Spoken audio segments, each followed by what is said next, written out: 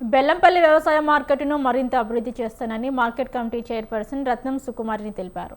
ఈ సందర్భంగా ఈ రోజు ఆమె ప్రమాణ స్వీకారం చేశారు. రైతుల సంక్షేమం కోసం అహర్నిశల కృషి చేస్తానని ఆమె ప్రకటించారు.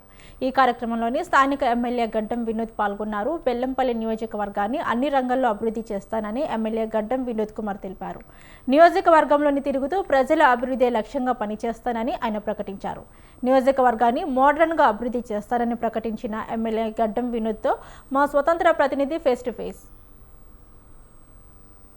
చైర్మన్ ముఖ్య అతిథిగా వచ్చిన గడ్డం వినోద్ గారిని ఒకసారి తీసుకోండి. అంటే ప్రజలకు ఏం చెప్పబోతాడు, అంటే ముఖ్య అతిథిగా వచ్చిండు, ప్రజలు ఏమంటుంటారు అంటే ఈ రోజు ప్రజలు వెళ్ళ ఉన్న వారికి పదవులు దక్కుతాయనే ప్రశ్న మాత్రం ఇది మిగిలిపోతుంది.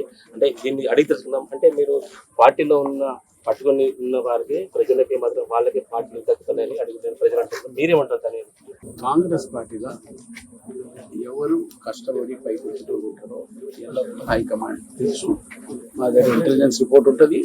వాళ్ళ డైరెక్షన్స్ ప్రకారంగానే ఏ ఎమ్మెల్యేని కానీ ఏ కాన్స్టిట్యున్సీలో అయినా కానీ ప్రత్యేకంగా కాంగ్రెస్ పార్టీలో ఉన్న చిత్తశుద్ధితో పనిచేసే వాళ్ళకే పదవులు దొరుకుతాయి. అది నార్మల్గా పాలసీ. అది హైకమాండ్ ఎట్లా చెప్తారో అట్లా. గతంలో కూడా అంటే ఎరువులు కూడా రైతులు కూడా చాలా మంది మాకు అంటే అందలేని పరిస్థితి అవుతుంది. ఇప్పుడు కూడా మాకు అంటే ఇప్పుడు మొదటిసారి మాటికి చైర్మన్ పదవి దక్కింది కానీ ఇచ్చిండు. ఇవి కూడా అంతా లేవనే ఆలోచనతో ప్రజలు అనుకుంటారు ఆలోచనతో. దాంట్లో మార్కెట్ కమిటీ చైర్మన్ ఏంటి డ్యూటీ, ఏం డ్యూటీ ఉన్నాయి? రైతు సోదరులకు మార్కెట్కు సంబంధించిన ఏ సమస్యలైనా కానీ చైర్మన్ గారు వాళ్ళ ఉన్న బృందము దాన్ని ఎగ్జామిన్ చేసుకొని ఒక చెక్ లిస్ట్ ప్రిపేర్ చేసి ప్రజలకు ఏమేమి ఇబ్బందులు ఉన్నాయో ఫస్ట్ ఇప్పుడే చైర్మన్ గా తీసుకున్నది సుకుమారమ్మ. దీన్ని వాళ్ళు కూర్చొని వర్కౌట్ చేసుకొని ఒక అనాలిసిస్ చేసి ఏం చేస్తే బాగుంటుంది ప్రజలకు సేవ చేసేది ఒక 1 month లోపల ఒక పిక్చర్ వస్తుంది. దాని తర్వాత ఎట్లా ప్రోగ్రెస్ చేయను. ఇప్పుడే మా సోదరులు అంటున్నారు ఆడ ఫెసిలిటీస్ లేవు, చాలా మంది రైతులు వస్తే వాళ్ళకి రకరకాలుగా ఇబ్బందులు అవుతున్నాయి. దానికి కూడా దాన్ని బడ్జెట్ వేసి దాన్ని శాంక్షన్ చేపించి వర్క్ స్టార్ట్ చేసేది ఒక కార్యక్రమం.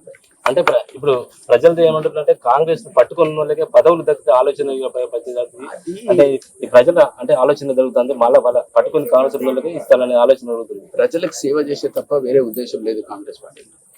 ఎవరు ఏ వ్యక్తి అయినా కానీ ఆయన చిత్తశుద్ధితో పనిచేసినోడికి రికగ్నిషన్ ఉంటుంది. ఇది 130 ఏళ్ల పార్టీ. వాళ్ళు 130 ఏళ్ల సంగతి ఎట్లా మేనేజ్ చేసుకుంటారో కాంగ్రెస్ పార్టీకి పెద్దలకు తెలుసు. ఇప్పుడు ఎవరైనా కానీ ఇదంతా ప్రొపగండా.